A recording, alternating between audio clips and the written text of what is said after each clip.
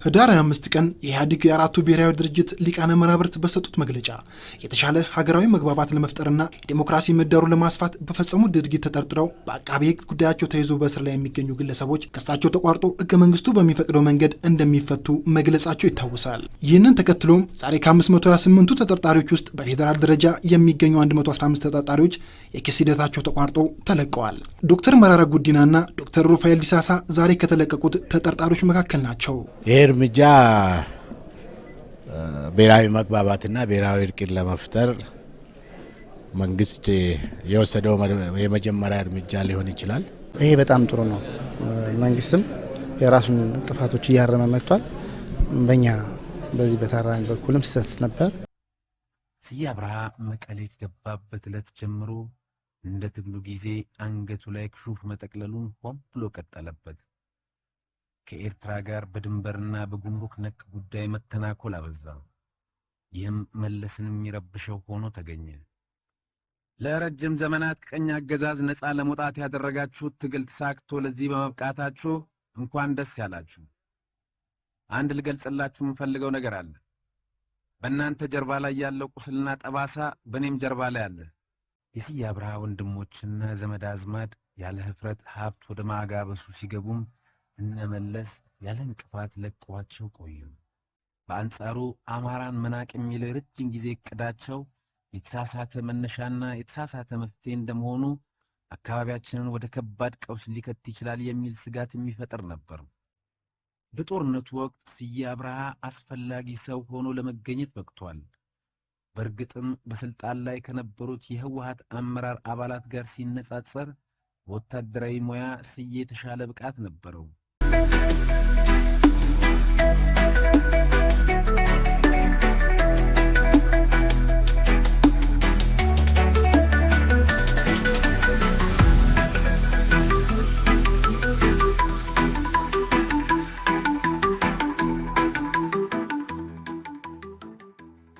ህዳር 25 ቀን የኢህአዴግ የአራቱ ብሔራዊ ድርጅት ሊቃነ መናብርት በሰጡት መግለጫ የተሻለ ሀገራዊ መግባባት ለመፍጠርና የዲሞክራሲ ምህዳሩን ለማስፋት በፈጸሙት ድርጊት ተጠርጥረው በአቃቤ ሕግ ጉዳያቸው ተይዞ በእስር ላይ የሚገኙ ግለሰቦች ክሳቸው ተቋርጦ ሕገ መንግስቱ በሚፈቅደው መንገድ እንደሚፈቱ መግለጻቸው ይታወሳል። ይህንን ተከትሎም ከትናንት በስቲያ ጥር 7 የፍርድ ሂደታቸው በመታየት ላይ የሚገኙ 528 ተጠርጣሪዎች ክስ በመጀመሪያ ዙር መቋረጡን የፌዴራል ጠቅላይ አቃቤ ሕግ አቶ ጌታቸው አምባዬ መግለጫ ሰጥተዋል። ይህንን ተከትሎም ዛሬ ከ528ቱ ተጠርጣሪዎች ውስጥ በፌዴራል ደረጃ የሚገኙ 115 ተጠርጣሪዎች የክስ ሂደታቸው ተቋርጦ ተለቀዋል። ዶክተር መራራ ጉዲናና ዶክተር ሩፋኤል ዲሳሳ ዛሬ ከተለቀቁት ተጠርጣሪዎች መካከል ናቸው። ተጠርጣሪዎቹ መንግስት በተናገረው መሰረት ዛሬ ክሳቸው ተቋርጦ መለቀቃቸው አስደስቷቸዋል። በእኔ በኩል ጥሩ ደስ ብሎኛል። ደስ ብሎናል። ስለዚህ በጣም ደስ ብሎኛል። ያለው ሁኔታ ጥሩ ነው ብያለሁ። የፌዴራል ጠቅላይ አቃቤ ሕግን ወክለው የተገኙት አቶ ብርሃኑ ወንድማገኝ እንደተናገሩት ተጠርጣሪዎቹ ክሳቸው ተቋርጦ እንዲለቀቁ የተደረገው የፌዴራል ጠቅላይ አቃቤ ሕግ ማቋቋሚያ አዋጅንና ሕገ መንግስቱን መሰረት ባደረገ መልኩ ነው ብለዋል። በፌዴራል ደረጃ በአቃቤ ሕግ ክስ ተመስርቶባቸው የነበሩ ተጠርጣሪዎቹ ክሳቸው ተቋርጦ ወደ ህብረተሰቡ እንዲቀላቀሉ መደረጉ ለብሔራዊ መግባባትና የዲሞክራሲ ምህዳሩን ይበልጥ ለማስፋት እንደሚያግዝ ነው ከእስር የተፈቱት ግለሰቦች የተናገሩት። ይህ እርምጃ ብሔራዊ መግባባትና ብሔራዊ እርቅን ለመፍጠር መንግስት የወሰደው የመጀመሪያ እርምጃ ሊሆን ይችላል። እየወሰደ ያለው እርምጃ እንደ ጅምር ጥሩ ነው። ነገር ግን ምን ያህል ውጤታማ ይሆናል የሚለው እንደ መንግስት አሰራር ነው የሚወሰነው። እኔ ከሁሉም በላይ ይሄ ብሔራዊ መግባባት የሚባለውን ነገር ቢገፋበት፣ ምክንያቱም ሁላችንም የምንጠቀመው ሀገሪቷም የምትጠቀመው ኢህአዴግም የሚጠቀመው ብሔራዊ መግባባቱን መፍጠር መቻልና ያለ መቻል ነው። ለሁለት ቀናት የታድሶ ስልጠና የወሰዱት እነዚሁ ግለሰቦች ያገኙት ስልጠና ግንዛቤያችንን አሳድጎልናል ያሉት ስልጠናው በጣም አሪፍ ነበረ። ስለ ሀገራችን ወቅታዊ ጉዳዮችም ስለ ጥፋትና ስለ ልማት በምን አይነት እንደምንጎዳና በምን አይነት እንደምትጠቀም ሀገራችን ተምረናል። ይሄ በጣም ጥሩ ነው። መንግስትም የራሱን ጥፋቶች እያረመ መጥቷል። በእኛ በዚህ በታራሚ በኩልም ስህተት ነበር። የጠቅላይ አቃቤ ሕግ ተወካይ አቶ ብርሃኑ ወንድማገኝ ዛሬ መፈቻ ምስክር ወረቀት ተሰጥቷቸው የተለቀቁት ተጠርጣሪዎች በ4 መስፈርቶች መሆኑንም ተናግረዋል። ተጠርጣሪዎቹ በበኩላቸው መንግስት ክሳቸው እንዲቋረጥ በማድረግ ወደ ህብረተሰቡ እንዲቀላቀሉ ማድረጉ ያልጠበቁት እንደሆነ ነው የገለጹት። አልጠበኩም። ያው ድንገተኛ የመጣ እንትን ነው። ነገር ግን ያው በሚዲያ ከተገለጸ በኋላ ያው ውስጣችን እኛ እንደምንፈታ ያው የራሳችን የሆነ ጥርጣሬ አለን። ግለሰቦቹ ዛሬ ክሳቸው ተቋርጦ ወደ ህብረተሰቡ በመቀላቀላቸው ከመደሰታቸውም በላይ በቀጣይ በአካባቢያቸው በሚከናወኑ የልማትና የሰላም እንቅስቃሴዎች ዙሪያ ተሳታፊ እንሆናለን ብለዋል። ተጠርጣሪዎቹ ክሳቸው ተቋርጦ ከእስር በመፈታታቸውና መንግስት የገባውን ቃል በተግባር በማሳየቱ ደስተኛ መሆናቸውን እንዲሁ የተጠርጣሪዎቹ ቤተሰብ ነግረውናል። መግለጽ ከምችለው በላይ ነው። በቃ ደስ ብሎኛል፣ በጣም ደስ ብሎኛል፣ ከምንም በላይ ማለት ነው። ምህረት ያደርጋል ብዬ አልጠበቅኩም። አሁን በጣም መዝገኑ በጣም ደስ ብሎኛል። ሳይታሰብ ነው መንግስት ይሄን ነገር ያመጣው። ወንድሜ በጣም ታማሚ ነው። ማረሚያ ቤቱ በጣም ብዙ ትብብር አድርጎልኛል፣ ሕክምና ተከታትሎልኛል። እኔ አዲስ እንደተወለደ ወንድሜን እቆጥረዋለሁ። በዛሬ ቀን በተደረገው የክሱ ተቋረጠ የተባለ ጊዜ እኔ ለራሴ እንደምታዩኝ መናገር አቅቶኛል። ተጠርጣሪዎቹ ዛሬ የክስ ሂደታቸው ተቋርጦም የመፈቻ ምስክር ወረቀት ተሰጥቷቸዋል።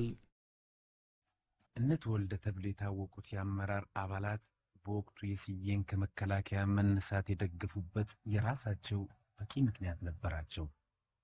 ይህም የስዬ ደጋፊዎች አሻ ብሎ የሚጠሩትን ቡድን የመቃወም ዝንባሌ ማሳየታቸው ነበር። ስዬ በቀጥታ ህልውናቸው ላይ መጥቶባቸው ነበር። በመሆኑም ስዬ ባለ ጠመንጃዎችን ከሚያዝበት አደገኛ ወንበር ተነስቶ ትግራይ ላይ እየተጠበቀ እንዲቆይ መለስ ያቀረበውን ሐሳብ በአንድ ድምፅ አጸደቁለት። እንደታቀደውም ስዬ በናርከበ ቁባይና ስብሐት ነጋ ተከቦ እንደ ቆሰለ አውሬ ሲጠበቅ ቆየ። የስዬ አብርሃ ወንድሞችና ዘመድ አዝማድ ያለ ህፍረት ሀብት ወደ ማጋበሱ ሲገቡም እነመለስ ያለ እንቅፋት ለቀዋቸው ቆዩ። ስዬ በባህሪው ተናካሽ ተፈጥሮ አለው። አመለኛን ወይፈን ጨውዬ አላስቃ አንገቱ ላይ ገመድ እንደምታስርበት ሁሉ ስዬ በዚህ ዘዴ ወደ ሙስናው ሐይቅ ገብቶ እንዲዋኝ መንገዱን ሁሉ ከፊት ሲጠርጉለትና ሲያመቻቹለት ቆይተው ነበር። ስዬ ውሎና ክራሞቱ ትግራይ በመሆኑም መለስን ሊተናኮል አይችልም ተብሎ ታስቦ ነበር። ተገላቢጦሽ ሆነ። ስዬ አብርሃ መቀሌ ከገባበት ዕለት ጀምሮ እንደ ትግሉ ጊዜ አንገቱ ላይ ክሹፍ መጠቅለሉን ሆን ብሎ ቀጠለበት። ከኤርትራ ጋር በድንበርና በጉምሩክ ነክ ጉዳይ መተናኮል አበዛ። ይህም መለስን የሚረብሸው ሆኖ ተገኘ። ወደ ኤርትራ የሚያልፉ ኤርትራውያን መንገደኞችን እያስፈተሸ ግማሽ ኪሎ በርበሬ መውረስ በመጀመሩ መለስ ወደ ስዬ ደውሎ የፖለቲካ ዝምድናውን ወደ በርበሬና ሽሮ ደረጃ እያወረዳችሁት ነው ብሎ ስለማለቱ የአንድ ሰሞን የሰፈራችን ወሬ ለመሆን በቃ። የስዬና የመለስ አለመጣጣም በተለያየ ቅርጽና ይዘት እዚህም እዚያም ይሰማ ቀጠለ። ስዬ መለስን ከኤርትራ ጋር ሚዛናዊ ያልሆነ ግንኙነት በመፈጸም ሲያማው መለስ ስዬን በሙስና ያጠቋቁረው ገባ። መዘላለፋቸውም በረታ። መለስ በአንድ አጋጣሚ ክሹፍ አንገት ላይ መጠቅለል የጦር መሐንዲስ መሆን አይደለም ብሎ ስዬ ላይ ሲያሽሟጠጥ፣ ስዬ በበኩሉ የመለስን ባለ 7,000 ብር ሱፍ ልብሶች እያነሳሳ በጠረባ አደባየው ገባ። የሁለቱ ዞኖች መዘላለፍ አያሌ መልኮች ነበሩት። ስዬ ከጥንት ጀምሮ ሲወርድ ሲዋረድ የመጣ የገዢነት ትውልድ እንዳለው ራሱን አሳምኖ ሲያበቃ መለስ ዜናዊን የባንዳ ልጅ ይለዋል። መለስ በበኩሉ ቀድሞ የታገለ ሳይሆን ቀድሞ ዓላማችን የጨበጠ የምትል ባንዲራ በማውለብለብ አብዛኛውን የህወሓት አባል ቀልብ ተቆጣጠረ። ይህ በእንዲህ እንዳለም የኢትዮ ኤርትራ ድንበር ግጭት ፈነዳ። ይህ ክስተት ለስዬ አብርሃ ትንሣኤ እንደሆነለት ብዙዎች ይስማማሉ። ስዬ የሴት ልጁ ሰርግ እንደደረሰበት አባወራ በታላቅ የጦርነት ድግስ ዝግጅቱን የጀመረው የዜናውን ይፋ መሆን ተከትሎ ነበር። መለስ ብዙ ጊዜ ጦርነቱ የተካሄደው ከፍላጎቴ ውጪ ነው ሲል የሚገልጸው በቀጥታ ስዬን ይመለከታል። እንደ ሀገር መሪነቱ መለስ በዚህ የጦርነት ዋዜማ ፈታኝና ያልጠበቁ አጣብቂኝ ውስጥ ለመግባት ተገዷል። ስዬ ለጦርነቱ ባጭር ታጥቆ መነሳቱ የጦርነቱ መካሄድ የኃይል ሚዛኑን አስጠብቆ ለመጓዝ ብቸኛው አማራጭ መስሎ ስለታየው ነበር። ሁለቱ ዞኖች በኤርትራ ላይ ያላቸው አመለካከት ግልጽ ነበር። ስዬ ሻዕቢያንና የኤርትራን ህዝብ በአንድ ላይ ጨፍልቆ የህወሓት ጠላት ሲል ፈርጇቸዋል። ስዬ የኤርትራን ህዝብ በጠላትነት የሚመለከተው ከዚያው ከተለመደው ይንቁናል ከሚለው ዘፈን ተነስቶ ነበር። መለስ በአንጻሩ ሻዕቢያንና የኤርትራን ህዝብ ለያይቶ የማየት ዝንባሌ ነበረው። የኤርትራ ነጻነት በታወጀበት ዕለት አስመራ ተገኝቶ ያደረገው ንግግር ይህንኑ ይጠቁማል። እንዲህ ነበር ያለው: ለረጅም ዘመናት ቀኝ አገዛዝ ነጻ ለመውጣት ያደረጋችሁት ትግል ተሳክቶ ለዚህ በመብቃታችሁ እንኳን ደስ ያላችሁ። አንድ ልገልጽላችሁ የምፈልገው ነገር አለ። በእናንተ ጀርባ ላይ ያለው ቁስልና ጠባሳ በእኔም ጀርባ ላይ አለ። ይሁን እንጂ ቁስሉን በማከክ ያለፈውን ማስታወስ የለባችሁ። ለምን ቢባል የሚያስከትለው ችግር አለና ነው። ቁስሉን መርሳት ደግሞ የለባችሁም። ለምን ቢባል ልንማርበት ስለሚያስፈልግ ነው። መለስ ፍላጎቱ ግልጽ ያልሆነ ስሜቱ የተደበቀ የተምታታበት አመለካከት ይዞ ግራ ሲጋባ፣ ስዬ ደግሞ ይንቁናል በሚለው ጦር ብርድ ልብስ ተጠቅልሎ የኤርትራ ህዝብ ላይ ቂም ቋጥሮ የበቀል ዜማ እያዜመ ነበር። የሁለቱ ሀገሮች ግጭት እንደተከሰተም ስዬ የውስጥ ህመሙን ለመፈወስ ይህን አጋጣሚ ሊጠቀምበት ወገቡን ባጭር ታጥቆ ተነሳ። መለስ ሻዕቢያ እንዲወገድለት አጥብቆ ቢፈልግም የኤርትራን ህዝብ እንደ ህዝብ ዘሩን የመደምሰስ ቂም በቀል ዝንባሌ አሳይቶ አያውቅም። ስዬ ህዝቡንም ሻዕቢያንም የመጨፈላለቅ አይነት በቀል አርግዞ ነበር። ይህ የሁለቱ ዝሆኖች የአመለካከት ልዩነትና የስልጣን ሽኩቻ የሉዓላዊነት መደፈርን ሽፋን አድርጎ በጦፈ ሁኔታ ተጋጋለ። ፖሊት ቢሮውን አልፎ እስከ ካድሬው ድረስ ተቀጣጠለ። እነ ስዬ በወቅቱ ኢትዮጵያ የአሰብን ወደብ እስከ መያዝ ልትደርስ እንደምትችል ለህዝቡ ተስፋ በመመገብ ሰፊ ድጋፍ ለመሸመት መቻላቸው ግልጽ ነበር። ገብሩ አስራት በስዬ ሴራ ከተጠለፉት የመጀመሪያዎቹ ነበር። የትግራይ ካድሬዎችን ሰብስቦ ሓደ ፍሊት ንስሕ ሃመማ ሓንቲ ድሙ ን50 ናጹ ከምታት ዝብል ጭርሖታት ኣሎ። ኤርትራውያን አንድ ድመት ለ50 ይጥ አንድ ፍሊት ለ50 ዝንብ ይሏቸዋል ሲል ሚዲያ ላይ ቀርቦ ቀሰቀሰ። የትግራይን ህዝብ ባይጥና በዝንብ መመሰሉ ግን የስዬና የገብሩ ንጹህ ፈጠራ ነበር። የትግራይ ህዝብ አይጥና ዝንብ በሚሉት ስድቦች ተቆጥቶ ከኤርትራውያን ወንድሞቹ ጋር በደም እንዲታጠብ ፍላጎት ነበራቸው። ዝንብና አይጥ ወይም ድመትና ፍሊት የሚሉት ቃላት ከኤርትራ ወገን ስለመነገራቸው ግን ማስረጃ አልነበረም። ማን ነው ይህን ያለው? መቼ? ለማን? ለእነዚህ ተራ ጥያቄዎች ገብሩ አስራት መልስ አልነበረውም። የዚህ ዘረኛ ቅስቀሳ ግብ የኤርትራን ንቀት መቀነስ የሚል ነበር። በአንጻሩ አማራን መናቅ የሚል ረጅም ጊዜ እቅዳቸው የተሳሳተ መነሻና የተሳሳተ መፍትሄ እንደመሆኑ አካባቢያችንን ወደ ከባድ ቀውስ ሊከት ይችላል የሚል ስጋት የሚፈጥር ነበር። በመሰረቱ አማራን መናቅ የሚል ፍላጎት ጦርነትን ብቻ ነው ሊፈጥር የሚችል። የኤርትራን ንቀት መቀነስ የሚለው የወያኔ ሰዎች ውስጣዊ ህመም ከቅዠት ያለፈ መሰረት አልነበረውም። ዞሮ ዞሮ ከኤርትራ ጋር የተደረገው ጦርነት ከሉዓላዊነት መደፈር ባሻገር የግለሰቦችን የአእምሮ ችግር የሚያንጸባርቅ ነበር። ወደ መለስና ስዬ ጉዳይ ስንመጣ ደግሞ የሁለቱ ዞኖች ሽኩቻ ግልጽ የጥሎ ማለፍ ትንቅንቅ ነበር።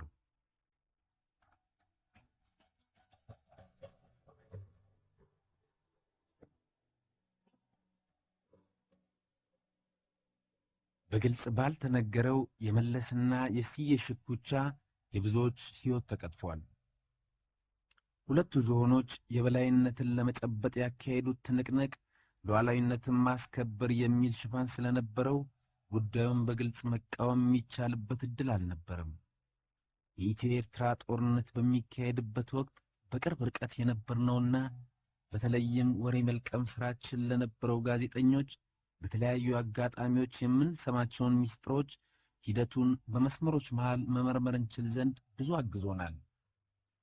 በጦርነቱ ወቅት ስዬ አብርሃ አስፈላጊ ሰው ሆኖ ለመገኘት በቅቷል። በእርግጥም በስልጣን ላይ ከነበሩት የህወሓት አመራር አባላት ጋር ሲነጻጸር ወታደራዊ ሙያ ስዬ የተሻለ ብቃት ነበረው። በመሆኑም ከግጭቱ ጋር በተያያዘ ለተከሰቱ አዳዲስ ወታደራዊ ስራዎች ስዬ ወደ ላይኛው አመራር ዕለታዊ ሥራ መሳቡ የግድ ሆነ። በመሆኑም መለስ ስዬን ማቆም ከማይችልበት አዲስ መድረክ ጋር ለመላተም ተገደደ። ስዬ አብርሃ የጦርነቱን መካሄድ ከመጻኤ ዕድሉ ጋር አቆራኝቶ አጼ ሎሌ የብር መስቀሌ የተባለችውን ዜማ እያዜመ ወደ ቁማሩ ሰተት ብሎ ገባ። ወያኔ ወደ ጦርነቱ የገባው የተከፋፈሉ መሪዎችን ይዞ በመሆኑ ምክንያት በጦርነቱ አላስፈላጊ የሰው ኃይል ኪሳራ ለመቀበል ተገዷል። ከመነሻው ስዬ በመለስ ደካማ ጎን ገብቶ ወቅታዊ ቅስቀሳ ማድረግ በመቻሉ ከፍተኛ ድጋፍ አገኘ። የስዬ መከራከሪያ የማያሻማ ነበር። ሻዕቢያ ድንበራችንን አልፎ ገብቷል፣ ወረራ ፈጽሞብናል። ስለዚህ ሉዓላዊነታችንን ማስከበር አለብን። ሻዕቢያን ከድንበራችን ማስወጣት ብቻ ሳይሆን ደምሰን ከምድረገጽ ልናጠፈው ይገባል። ሻዕቢያን ነካክተን ልንተው አንችልም። ከጀመርነው ልንጨርሰው ይገባል። አለበለዚያ ለዘላለሙ ሰላም አናገኝም። ይህን ማድረግ ደግሞ እንችላለን የሚል ግልጽ መነሻና መድረሻ ያለው አቋም ይዞ ቀረበ። መለስ በበኩሉ የውጊያ አማራጮችን ብቻ ከማየት በድርድር የድንበር ውዝግቡን ማስወገድ ይቻላል የሚል እምነቱን ለማራመድ ሞክሮ ሳይሳካለት ቀርቷል። በግልጽ ከመለስ ጎን የቆመው ዶክተር ካሱ ይላላ ብቻ ነበር። እርግጥ ነው ስብሐት ነጋና በረከት ስምዖንን የመሳሰሉ ጥቂት የአመራር አባላት ከመለስ ጀርባ ነበሩ። በውይይቱ ወቅት ግን ሚዛን አይተው ድምጻቸውን ወደ ስዬ ጎራ ጨምረውታል። ጦርነቱ ቀርቶብን የሰላም ስምምነቱን እንቀበል የሚለው የመለስ ሐሳብ ውድቅ ተደረገና በቀጥታ ወደ ጦርነቱ ተገባ። ስዬ የሂሳብ ስሌቱን ያሰላው መለስ ጦርነት መካሄዱን በመቃወም እስከ መጨረሻው ሊገፋበት ስለሚችል ተቀባይነቱንና የስልጣን ዘመኑ እዚህ ላይ ያበቃል የሚል ነበር።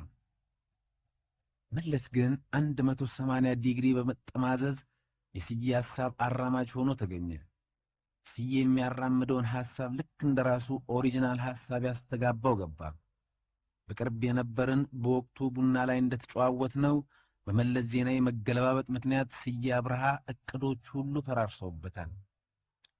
መለስ የራሱ ያልሆነውንና አጥብቆ የሚቃወመውን ሐሳብ እየዘለለ ገባበት። ዛሬ ጦርነቱን ተቃውሞ ነበር ቢልም በጦርነቱ ወቅቱ ግን ሙሉ ኃይሉን ወደ ዘመቻው አውሎ ነበር። ያላመነበትን እንዴት በዚያ ደረጃ ሊያስፈጽም እንደቻለ ሲጠየቅም ስለ ዲሞክራሲያዊ ማዕከላዊነት ሊሰብከን ይሞክራል። ብዙውን ጊዜ አንድ የሀገር መሪ በወሳኝ ጉዳዮች ላይ ተከራከረባቸው ወይም ያቀረባቸው ሐሳቦች ሙሉ በሙሉ ውድቅ ከሆኑበት ስልጣኑን መልቀቅ ይመርጣል። በድምፅ ብልጫ የተሸነፈ የድርጅቱን ውሳኔ ማስፈጸም ግዴታ አለበት። የድርጅቱ ባህልም እንዲያ ነው የሚለው ሙግት የኢህአዴግ ውስጣዊ አሰራር መግለጫ ሊሆን አይችልም። የመለስን ተገለባባጭነትና ውስጣቸው የሚላወሰውን ሽኩቻ ብቻ ነው ሊጠቁም የሚችል። ከላይና ከሩቅ ለሚያየው የማታምንበትን ሐሳብ በድምፅ ተሸንፈ ማስፈጸም የዲሞክራሲ አንዱ ገጽታ ነው ለሚል መሰረታዊ ክርክር በር መክፈቱ አይቀርም። ኢህአዴግ እንደ ድርጅትም ሆነ መለስ እንደ ግለሰብ ግን በታሪካቸው ለአሸናፊ ድምፅም ሆነ ሐሳብ ተገዢ ሆነው አያውቁም።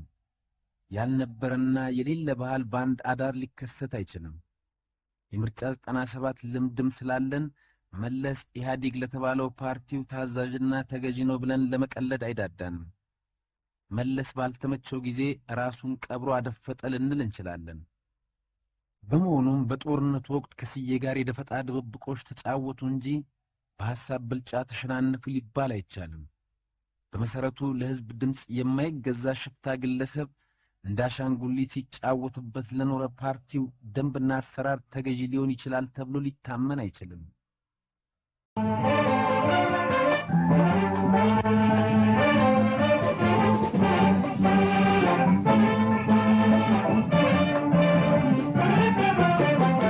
ሁሉንም አሟልቶ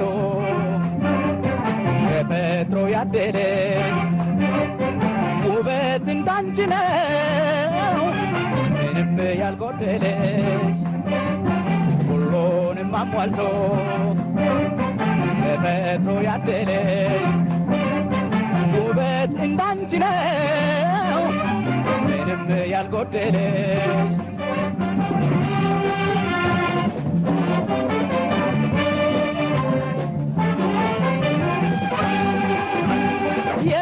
ጥርስሽ ንጣቱ ውበትሽን ሲያደምቀው ያስገርማል ጣትሽ እንሶስ ላይ ሞቀው የባቄላ አበባ የሚመስለው ዓይንሽ ከሩቅ ይማርካል እንኳን እስከ ጎን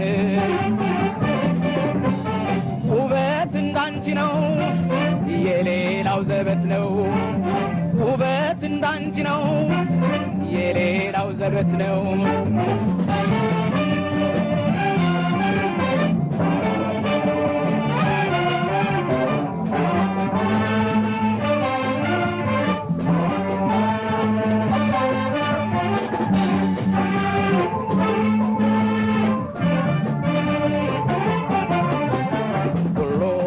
ሟልቶ ተፈጥሮ ያደለ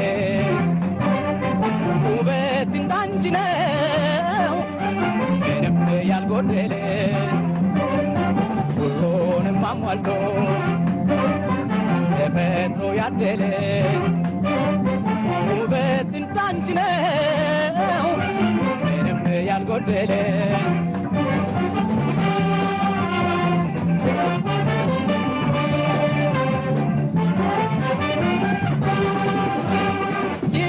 እንዲያበላ ውበት ቁንጅናሽን ሹሩባ ተሰሪው አንቺ ልጅ ፀጉርሽን በዛ ላይ ስትወጪ ሸባርገሽ ገርዳሳ ውበት እንዳንቺ ነው ሌላው አይነሳ ውበት እንዳንቺ ነው የሌላው ዘበት ነው ውበት እንዳንቺ ነው የሌላው ዘበት ነው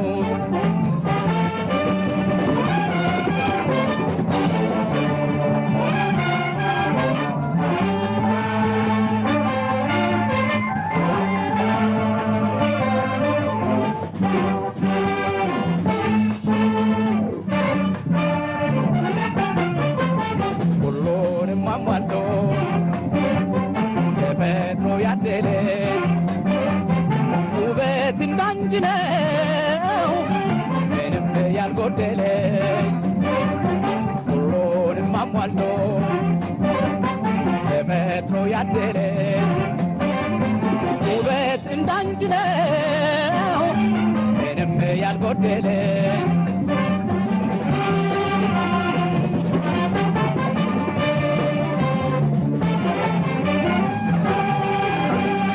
ልቡን ቀሚስሽን በሚገባ ለብሰሽ ድንቡሉን ጌጥሽን ባንገትሽ አጥልቀሽ እንዳላናግርሽ በልቤ የፈራው እንመርቃቸው ብለን ያዘልቃቸው